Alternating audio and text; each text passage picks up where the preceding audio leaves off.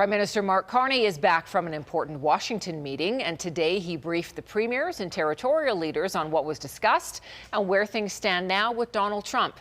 Tim Brooke joins us with those details. And Tim, the Prime Minister is getting some high praise for how that Oval Office meeting went.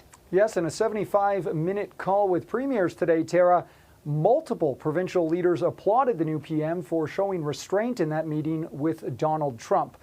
And that does have some lasting effects, as at least one premier left today's call saying there is a sense of unity amongst the leaders. But as we know, here in Alberta, that unity is being challenged. Premier Danielle Smith has spoken about a referendum on separation and told CTV News again today she wouldn't stand in the way if Albertans did want to leave. But separation wasn't brought up in today's premier's call.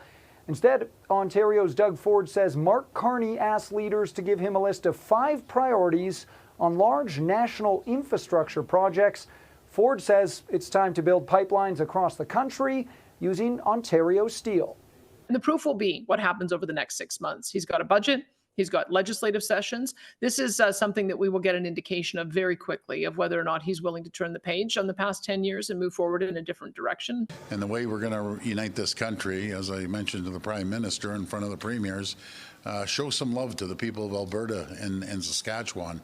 And let's start diversifying our trade when it comes to oil. Let's start building pipelines west, east, north, and yes, south as well.